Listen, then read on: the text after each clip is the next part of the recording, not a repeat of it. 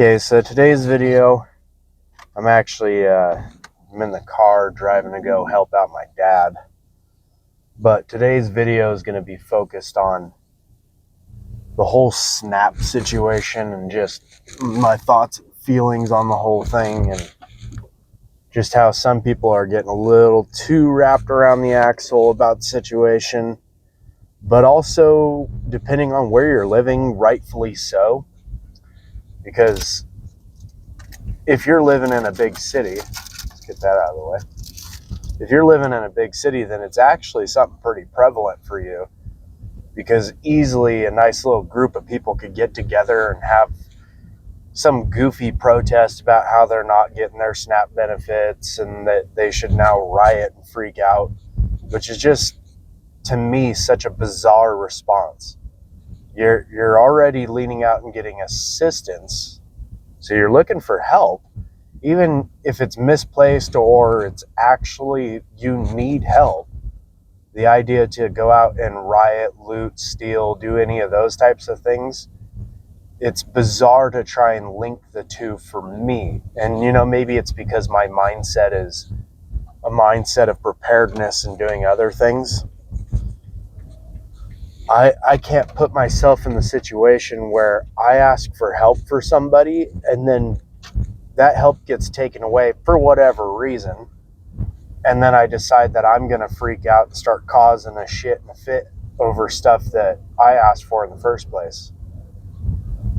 And my thing is on the whole situation that I'm not going to get that wound up about it because I'm not in a gigantic metropolitan area. I do live in a city that is a decent population density, so there's something to be said about that, but really it's about 3 or 4 cities away from me that's the big city. So I'll probably hear about some goofiness, but I don't really think any of us that are in like a mid-sized to small-sized city, I don't think there's really anything about it to worry, because the population's not so massive that they can just pull off these gigantic protests without some serious involvement from outside sources, like people paying for events and having booths and whatnot.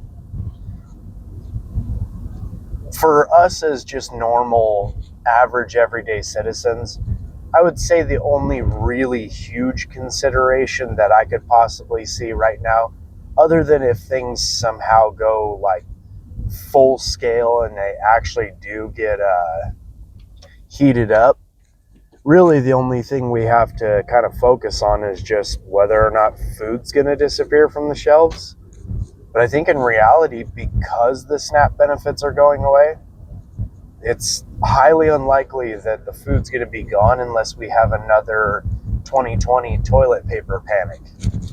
Without that kind of situation going on, I don't see this situation being that big of a deal. I think you should just carry on. Keep doing the things that you always do. Every time you get a paycheck, go down and pick up an extra bag or two. If you've got the money, then, maybe go pick up a giant pile of stuff. Get yourself a couple extra bags of some rice, a couple extra bags of beans.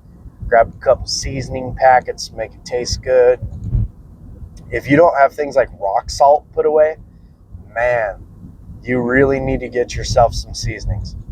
Because plain beans, you're already going to be just ripping farts like no other. But if you don't have any seasonings to make those beans just like yummy to the tummy, you're going to get burnt out on those flavors fast, man. And I'm someone who's making a move to try and have my pantry be more of a, we eat from the pantry almost exclusively and we restock what we eat.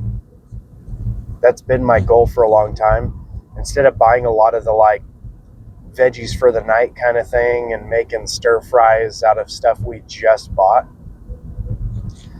That's a transition I'm making. My wife's the cook because she's phenomenal at cooking. I make really, really good specific meals. That's it. I've got like 10 ace in the hole meals that it's like never heard a bad thing from anybody who's ever ate it. And I've got maybe like 100 that are like, they'll fill you up and they don't taste horrible. But at this point in time, I really think this whole SNAP benefit situation, it's at a precipice where everybody's making videos about it with like the same sort of doom scroll craziness. And really, it doesn't help. It makes the rest of us look as though we're just intentionally trying to stir shit up. And to me, there's no benefit in intentionally stirring things up because you want it to go hot, or you just are confused on what types of things makes these situations go hot.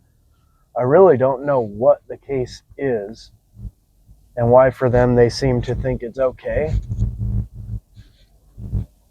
But for me, I don't see situations like this as the type of situation to even get wound up over. I can't imagine, other than just like gigantic metropolitan cities, I can't see hardly anywhere actually turning into a situation. It's mostly just real specific subsets of people that are causing the problems that they are. You got TikTok influencers and goof ass people who they're not even going to really be the people that are out there protesting if there is protests. And they're saying that they're going to riot and steal and loot. And it's like, man, you're just stirring shit. You're talking a bunch of smack and you're causing problems because you got nothing better to do. And for those of us that are working 50 to 60 hours a week, we don't got time for stupid shit. It's just such a huge waste of time.